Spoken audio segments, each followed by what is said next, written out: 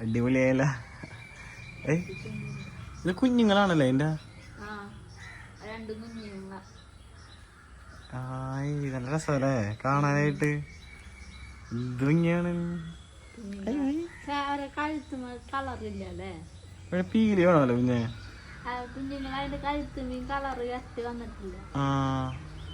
ബാ നമുക്ക് തുടങ്ങാം. യെസ്. അപ്പൊ ഇന്ന് നമ്മുടെ കൂട്ടിന് നമ്മള് ക്വസ്റ്റ്യൻ ആൻസർ എടുക്കാൻ വേണ്ടി വന്നതാണ് കേട്ടോ പുറത്തേക്ക്. അപ്പോഴാണ് ഇവിടെ തുറന്ന വശം മയിലുകളൊക്കെ ഇരിക്കണത്.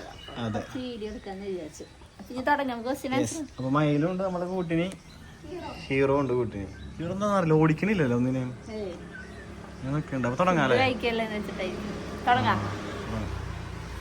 അപ്പൊ ഹായ് നന്ദൂസ് വ്ലോഗിലേക്ക് എല്ലാവർക്കും സ്വാഗതം. അപ്പൊ നമ്മുടെ ഇന്നത്തെ വീഡിയോ ക്വസ്റ്റ്യൻ ആൻസർ ആണ് കേട്ടോ. അപ്പൊ നമ്മള് താഴത്തൊക്കെ ഇരുന്ന് കുറച്ചേരം എടുത്തതാണ്. പക്ഷെ നമുക്കത് താഴത്ത് വണ്ടികളെ സൗണ്ട് വേണം, ശല്യം കാര്യങ്ങളും വേണ്ടി പോകും. അപ്പൊ നമുക്ക് ക്വസ്റ്റ്യൻ ആൻസർ വണ്ടികളൊക്കെ നേരത്തെ വരും.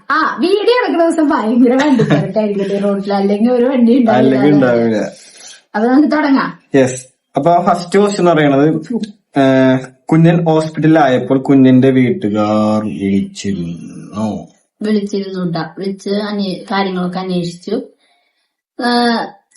വിളിച്ചിട്ടുണ്ടായിട്ടാ, സംസാരിച്ചു, കാര്യങ്ങളൊക്കെ പറഞ്ഞിട്ടുണ്ടായിട്ടാ.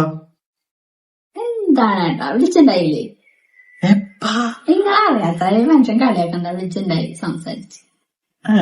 ഏട്ടാ അറിയാത്ത സംസാരിക്കുന്നൊക്കെ അറിയാട്ടാ. ഓക്കെ. എല്ലാം വിളിച്ചിട്ടുണ്ടായിട്ടാ. ജുമ്മന്നെ കളിയാക്കണതാണ്.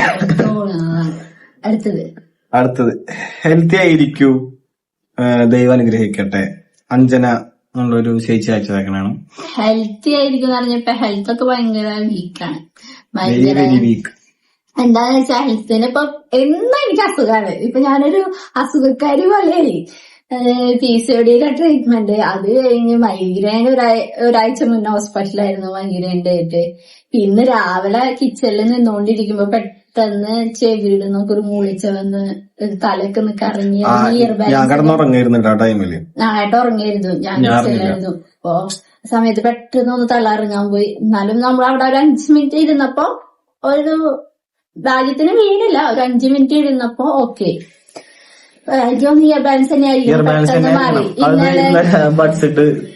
ഇന്നലെ രാത്രി ബഡ്സ് ഈ ചെവി ഭയങ്കര ചൊറിച്ചു തോന്നി. അപ്പൊ ബഡ്സ് ഇട്ടിട്ട് ഒന്ന് കണക്ക് കഴിച്ചതാണ്. അതിന് രാവിലെ പണി ഇപ്പൊ രാവിലെ പണിയിട്ട്. പക്ഷെ ഇതുവരെ എനിക്ക് ഇങ്ങനെ സൗണ്ട് ഉണ്ടായിട്ടില്ല. ചെവിട്ടില് ഭയങ്കര പൊളിച്ചായിരുന്നു, കൊതു വന്നിരിക്കണ പോലെ.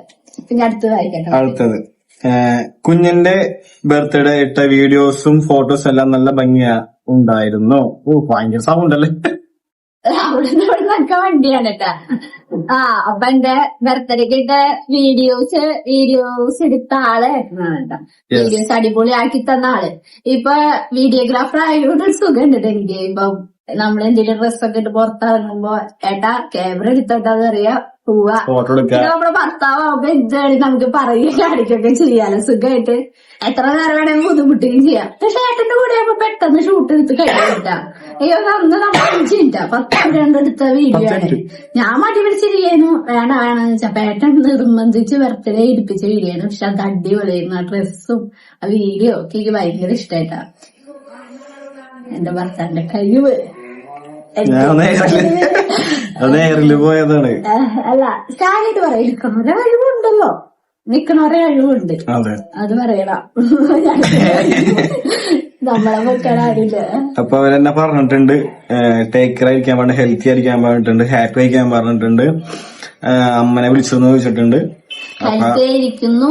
ഇപ്പൊ ഫുഡൊന്നും കഴിക്കാൻ പറ്റാത്തതിന്റെ കുറെ ബുദ്ധിമുട്ടുകളൊക്കെയാണ് കേട്ടോ. എന്നാൽ ഹെൽത്ത് ആവാൻ ശ്രമിക്കുന്നുണ്ട്.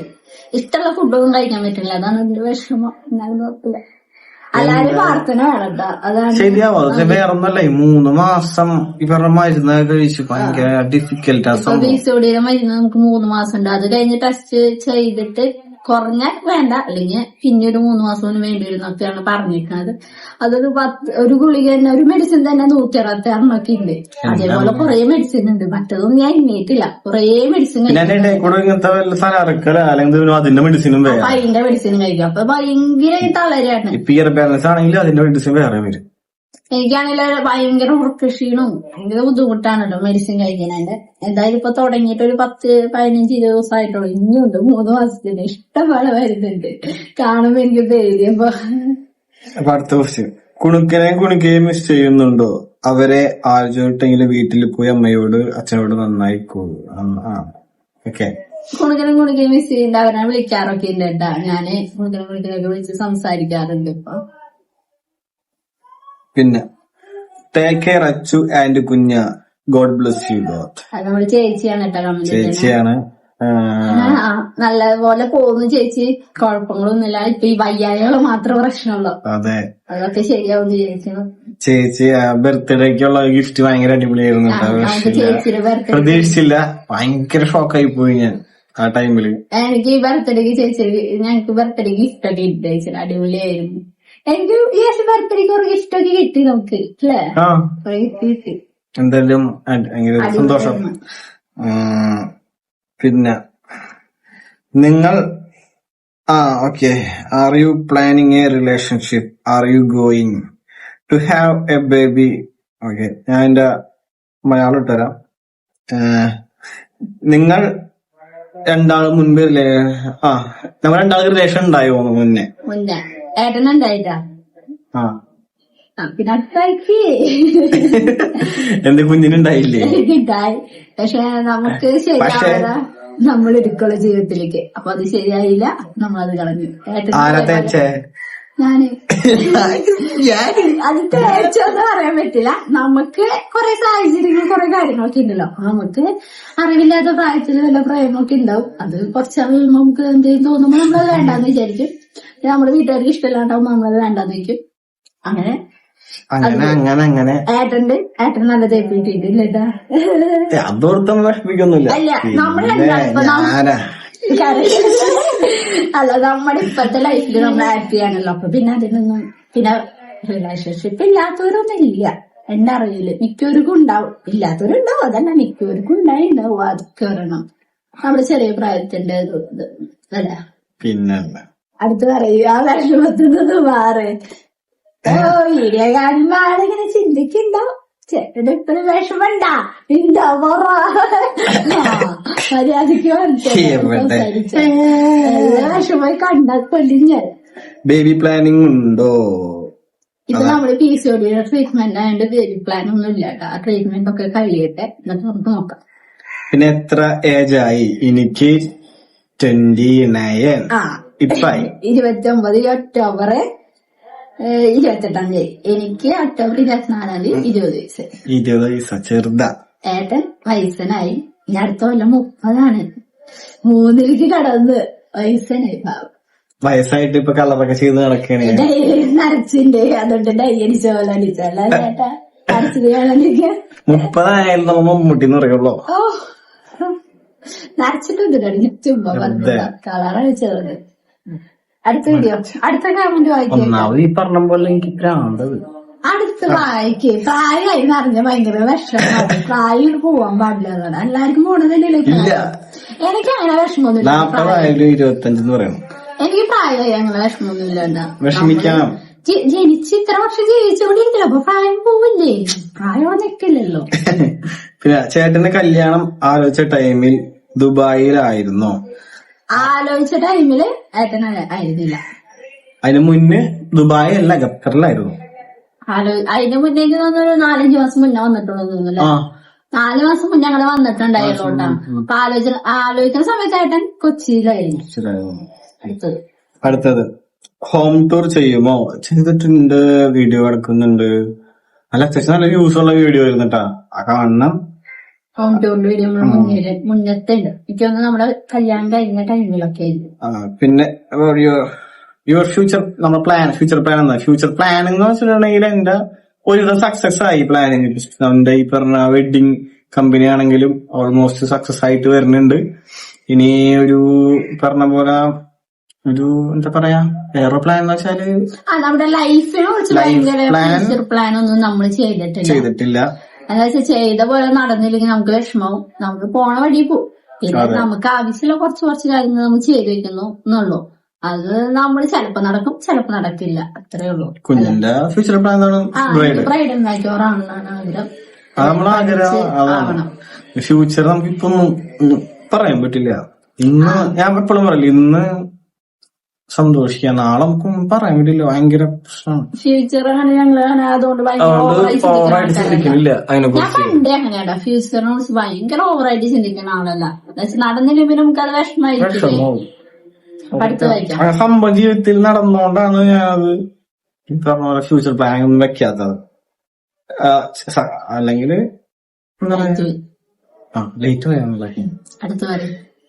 അടുത്തത് നല്ല ചൂടുണ്ട് മഴ. ഇന്ന് ഉച്ചക്ക് ഭയങ്കര മഴ പെയ്തു. ഭയങ്കര ചൂട് എല്ലായിടത്തും ഉണ്ടായിരുന്നു എനിക്കറിയില്ല.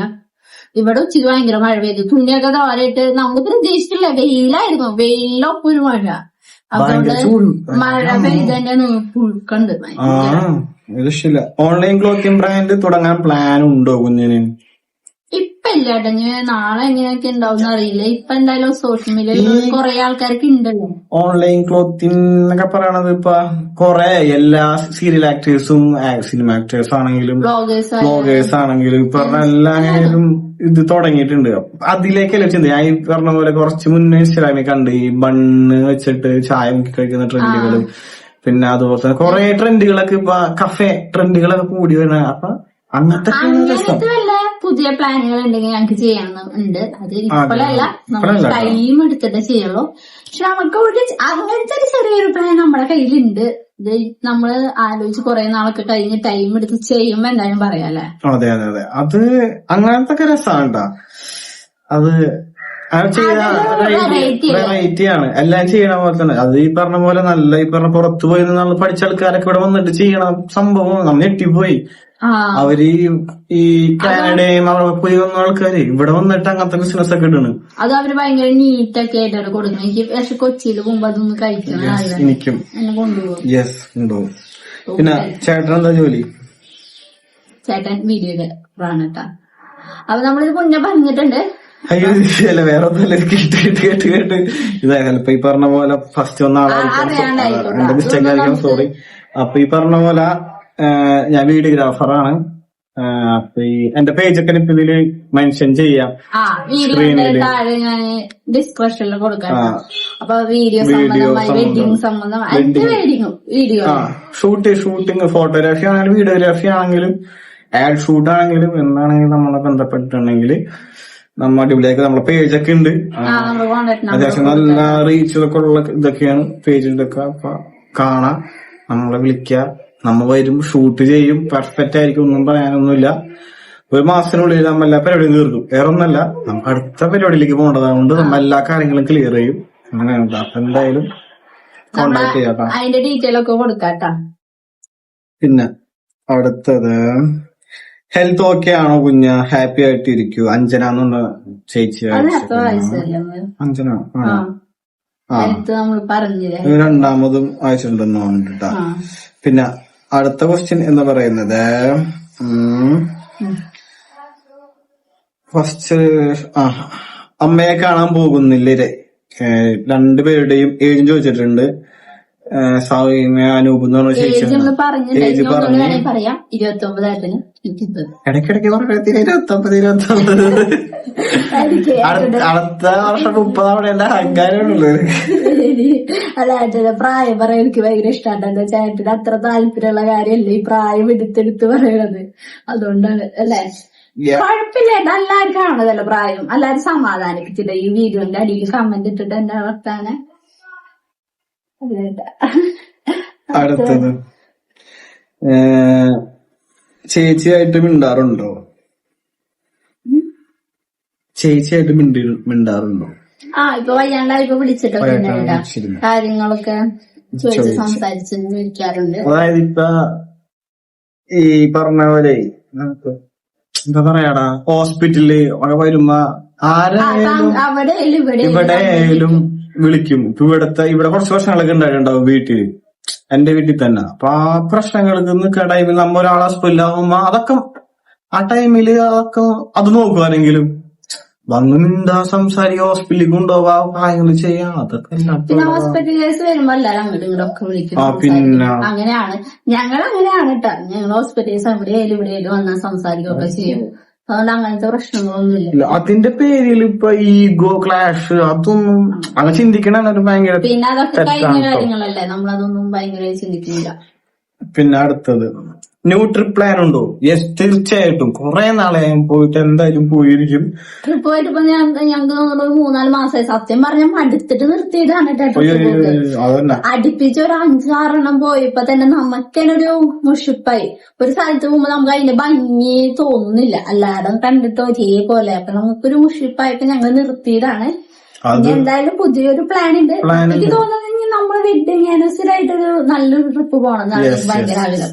അപ്പൊ 2 മാസം കൂടി കഴിഞ്ഞാൽ 3-ാമത്തെ ദിവസം നമ്മുടെ വെഡിങ് ആനിവേഴ്സറി ആണ്. അപ്പൊ നല്ലൊരു അതെന്ന് ഇപ്പൊ ഇങ്ങനെ ഒരുവിധം ഇപ്പൊ നമ്മളെ ഇടുക്കി കഴിഞ്ഞ് എറണാകുളം കഴിഞ്ഞ് തൃശ്ശൂര് കഴിഞ്ഞ് വയനാട് കഴിഞ്ഞ് അപ്പൊ അങ്ങനെ നമ്മുടെ ഈ ബന്ധപ്പെട്ട സ്ഥലങ്ങളൊക്കെ ഒരുവിധം കഴിഞ്ഞ് പിന്നെ ഒരേപോലെ കഴിക്കണ സ്ഥലങ്ങളാണ്. ടൂറിസ്റ്റ് പ്ലേസ് എന്ന് പറഞ്ഞാൽ ഈ പറഞ്ഞ ഇടുക്കിനെ വല്ല ഒന്നും ഒരു സംഭവം വന്നിട്ടില്ല. അപ്പൊ ഇടുക്കി ഓൾമോസ്റ്റ് കവർ ചെയ്ത് നമ്മുടെ കേരളത്തില്. പിന്നെ ഇനി പുറത്തേക്ക് എന്തെങ്കിലും നോക്കാനുള്ള പരിപാടി ഉണ്ട്, അതുകൊണ്ടാണ് വെയിറ്റ് ചെയ്യണത്. അങ്ങനെ കുറച്ച് കാര്യങ്ങളൊക്കെ ഉണ്ട്. എന്തായാലും വരും. എനിക്ക് ഭയങ്കര ഇതായിരിക്കാണ് ട്രിപ്പ് പോയത്, നല്ല വിഷമമുണ്ട്. ഞാൻ ഇപ്പൊ ഇടയ്ക്ക് ഇറങ്ങൂട്ടങ്ങ, പക്ഷെ ബ്ലോഗ് ഇല്ലാന്നുള്ളൂ. ഞങ്ങള് കാലത്ത് പോയിട്ട് വൈകിട്ട് വന്ന് ഞാൻ മാമല കണ്ടൊക്കെ പോയി. വേണമെങ്കിൽ ഒരു ദിവസം പോയിട്ടങ്ങ് എടുത്ത് വീഡിയോ ആക്കാട്ടോ. ഫോണുണ്ട് മാമല കണ്ടൊക്കെ ഇറങ്ങണം. അവിടെ എടുത്ത എറണാകുളം ഞങ്ങൾ സത്യം പറയാൻ പോവാറുണ്ട്, കുറെ പോയിട്ടുണ്ട്. പിന്നെ കണ്ട് മടുത്തുണ്ടാവില്ല വെച്ചിട്ട് ഞങ്ങൾ ഇനി പോകുമ്പോ എന്തായാലും എടുക്കാട്ടോ. ഓക്കെ. പിന്നെ ബർത്ത്ഡേക്ക് നമ്മള് സ്വിറ്റ്സർലാൻഡ് പോയില്ലേ? സ്വിറ്റ്സർലാൻഡ് പോയി ആലോചിപ്പിക്കല്ലേ. സ്വിറ്റ്സർലാൻഡ് ആയിരുന്നു. അടുക്കള ജോലി എല്ലാം പഠിച്ചോ? അസുഖം ഒക്കെ ഭേദമായില്ലേ? എല്ലാം പഠിച്ചിട്ടൊന്നുമില്ല കേട്ടോ. അടുക്കള ജോലി നമ്മളിപ്പോ ആവശ്യത്തിന് കുറച്ചൊക്കെ ചെയ്യണം. ഇനി എന്തായാലും നമ്മൾ തന്നെ ചെയ്തോന്നില്ല. അടുത്ത മാസം തൊട്ട് ഫുള്ള് എന്റെ കയ്യിലായിരിക്കും. അടുത്ത മാസം തൊട്ട് കുഞ്ഞനാണ് ഫുള്ള് എന്റെ കാര്യം നോക്കുന്നത്.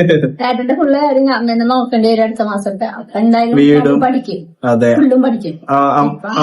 അമ്മ അച്ഛൻ്റെ അടുത്തേക്ക് പോവാണ്. അപ്പൊ എന്തായാലും ഈ പറഞ്ഞ പോലെ ഫുള്ള് കുഞ്ഞൻ തന്നെ ആയിരിക്കും. അടുത്ത മാസം ഞങ്ങൾ രണ്ടാളും മാത്രമേ ഉണ്ടാവുള്ളൂ. അപ്പൊ അങ്ങനത്തെ ഒരു വ്ളോഗ് അടുത്ത മാസം മിക്കവാറും അങ്ങനെ ഞങ്ങൾ ഒറ്റയ്ക്കായിരിക്കും വീട്ടില്. അപ്പൊ അങ്ങനത്തെ വ്ളോഗൊക്കെ ആയിരിക്കും. ഇപ്പൊ പിന്നെ നമ്മ ഇങ്ങനെ സഹായിക്കും അങ്ങോട്ട് കൂടെ കിച്ചണില്. മറ്റേ പുറമ്പ് അടിച്ചോറി തുറക്കണം അങ്ങനെയൊക്കെ ചെയ്യും. പിന്നെ ചേട്ടന് അടുത്ത മാസം പരീക്ഷണാണ്, ഫുള്ള് പരീക്ഷണം. പ്രശ്നം അറിയോ, ഞാൻ കാലത്ത് എണീക്കണം. അതെന്താ ചേട്ടനെ കാലത്ത് എണീപ്പിക്കുന്നത് എന്നെ സഹായിക്കാൻ വേണ്ടിട്ടല്ല. അപ്പൊ എനിക്ക് ഈ ഒരു പ്രശ്നമുള്ള കാരണം ഏട്ടനെ താഴ്ത്തു വന്ന് കിടന്നാ മതി. പക്ഷെ ഇപ്പൊ ഞാൻ എന്തെങ്കിലും കിച്ചണിൽ വീണ് പോയാലും വീണാലൊന്നും ആരും അറിയില്ല. പക്ഷെ ശരിയാണ് പറഞ്ഞ പോലെ കാലത്ത് എണീക്കണം നല്ലതാണ്. ഏട്ടനെ കാലത്ത് എണീപ്പിച്ചിട്ട് നമുക്ക് പണിയെടുപ്പിക്കാം. ഇല്ലാട്ടെ കിച്ചണത്തൊക്കെ ഞാൻ തന്നെ ചെയ്യും. എനിക്ക് അങ്ങനെ താല്പര്യം കുറവാണ്. ഞാൻ എല്ലാം ചെയ്യിപ്പിക്കല്ല. നമുക്കെതിരെ ഇരട്ടി പണിയാക്കി തരുന്നത്. ഏട്ടൻ 4 പാത്രം എടുക്കും ഒരു സാധനത്തിന് വേണ്ടിട്ട്. അടുത്തത് വീട്ടുകാരുമായി നന്നാവാൻ നോക്കുന്നില്ലേ? ഇപ്പോഴും ദേഷ്യമാണോ? ഇല്ലാട്ടെ ദേഷ്യങ്ങളൊന്നുമില്ല. നമുക്ക് വിളിക്കാതെ കാര്യങ്ങളൊക്കെ ഉണ്ട്. പിന്നെ അടുത്തത് എന്റെ നെയിം ഒന്ന് പറയോ? ശ്വേത. ചേച്ചിയാണോ അനിയത്തിയാണോ നല്ല എന്തായാലും ഹായ് എന്ന് പറയും. ചേച്ചിയാണെന്ന് വിചാരിക്കുന്നു, എന്തിനാണ് മൂത്താന്ന് വിചാരിക്കുന്നു. ചേച്ചിക്ക് ഹായ്. ഏട്ടൻ്റെ മൂത്തായിരിക്കില്ല എന്തായാലും.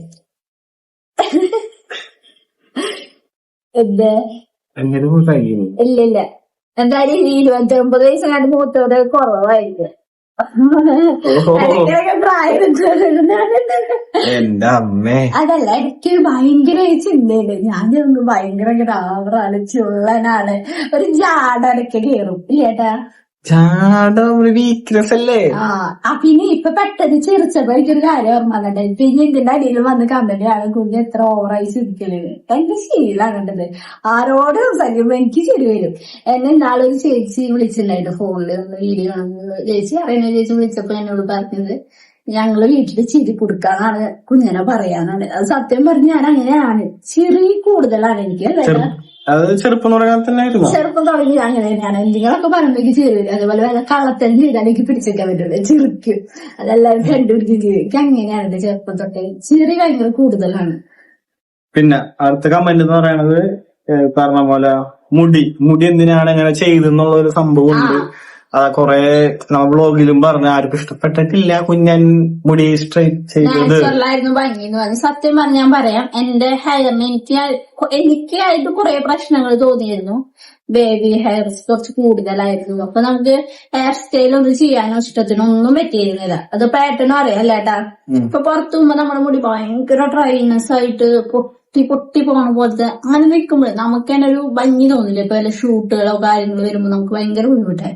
ഇപ്പൊ സത്യം പറഞ്ഞിങ്ങനെ ഹെയർ സ്മൂത്തനിങ് ചെയ്തതിന്റെ ശേഷം എനിക്കൊരു ഇപ്പൊ ഇങ്ങനെ പോവാണെങ്കിൽ ഹെയർ സ്റ്റൈൽ ചെയ്യാനായാലും ഒക്കെ നല്ല സുഖാണല്ലേ. ഇപ്പൊ ഞാൻ ഹെയർ സ്റ്റൈലൊക്കെ ചെയ്യാറുണ്ട്. നല്ല എനിക്ക് സ്വയമായിട്ടൊരു ഭംഗി, നമുക്കൊരു ഇതുണ്ടാവില്ല, അത് തോന്നുന്നുണ്ട്. പിന്നെ എപ്പോഴും എന്നോട് ചോദിക്കുന്നത് എന്തിനാണ് മുടിയിൽ തൊട്ടോണ്ടിരിക്കുന്നത്. എന്നോട് ചോദിച്ചു രണ്ടാളും പറയുന്നുണ്ട് എന്തിനാണ് ഇപ്പോഴും മുടി തൊട്ടോണ്ടിരിക്കുന്നത്. ശീലായിപ്പോയി. ഞാനും ഇങ്ങനെ എപ്പോഴും കാണിക്കാം. അത് അതെന്താ വെച്ചാൽ നമ്മളിവിടെ ഫ്രണ്ട് ക്യാമറ ഓണാക്കിയിട്ടാണ് വീഡിയോ എടുക്കുക. അപ്പൊ നമ്മുടെ മുടി അങ്ങനെ എന്തെങ്കിലും ഇതായി വരുമ്പോ നമ്മളിങ്ങനെ ശരിയാക്കുന്നതാണ്. ഇപ്പൊ വീഡിയോയിൽ നമ്മൾ തന്നെ കാണുമ്പോ നമ്മൾ ഓരോന്ന് മാറ്റണതാണ്. ഇപ്പൊ നമ്മൾ കണ്ണാടിയിൽ നോക്കി ചെയ്യണ പോലെ. അതാണല്ലേ. അപ്പൊ അടുത്ത ഇത് പറയുന്നത് പിന്നെ കൊറേ ലവ് ചിഹ്നങ്ങള്, ഡാൻസ് അങ്ങനെയൊക്കെയാണ്.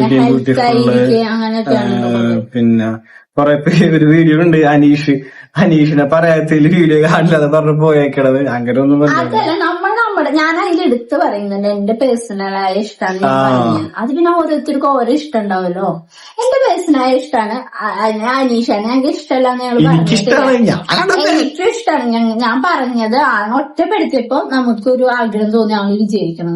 ചേച്ചിനെ ഭയങ്കര ഒറ്റപ്പെടുത്തിയപ്പോ അതാണ് പറഞ്ഞത്. അനീഷനെ ഇഷ്ടമല്ലെന്നല്ല. ഇപ്പൊ ഞാൻ വെച്ചാൽ ബിഗ് ബോസിലല്ല എന്നെ ഇഷ്ടപ്പെടുന്ന ആൾ തന്നെയാണ്. അവരെന്തൊക്കെ അതിന് ചെയ്താലും അവരൊരു പുറത്തൊരു വേറൊരു ആൾക്കാരാ, ഒരു ഇത് ഉണ്ടാവില്ല അവർക്ക്. ഇത് അതുകൊണ്ട് അവനെ വെറുക്കേണ്ട ആവശ്യമില്ല. ഞാൻ അങ്ങനെ വെറുക്കണ ആളൊന്നും അല്ലാത്ത ഒരാളിന്. പിന്നെ എല്ലാരും ഇഷ്ടപ്പെടുന്ന ആളാ. പിന്നെ പറയണ ഞാൻ പല്ലേക്ക് ഉണ്ടാവും. പല്ലേക്കുണ്ടാന്നല്ല, പല്ലേക്കല്ലേ. അത് നമ്മുടെ ജീവിതത്തിൽ ചെയ്യണ കാര്യങ്ങളായതുകൊണ്ട് ഇതിനെ ഒരു കാര്യം ചോദിക്കട്ടെ, ഞാൻ നെഗറ്റീവായിട്ട് ചോദിക്കുന്നില്ല. ഈ പല്ലേക്കണം ഛർദിക്കാൻ വരാന്ന് പറഞ്ഞിട്ട് എന്തുകൊണ്ടാണ് നമ്മളെല്ലാരും ചെയ്യണ കാര്യമല്ലേ ഈ പല്ലേക്കണത്? നമ്മള് മോശമായൊരു ഇതല്ലല്ലോ കാണിക്കുന്നത്, പല്ലേക്കണതല്ലേ. പല്ലാരും ചെയ്യണ കാര്യമില്ലേ.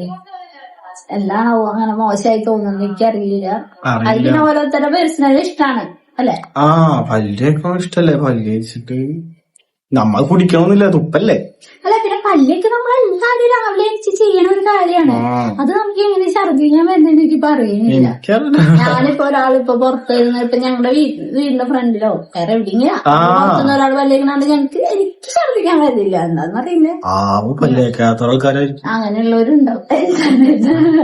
പല്ലേക്കാത്ത ആൾക്കാരായിരിക്കും, അറിയില്ല. അപ്പൊ ഇന്നത്തെ വീഡിയോ ഇത്ര ഉള്ളൂ. അപ്പൊ ഇനി അടുത്ത വീഡിയോ ആയിട്ട് വരുന്നതായിരിക്കും.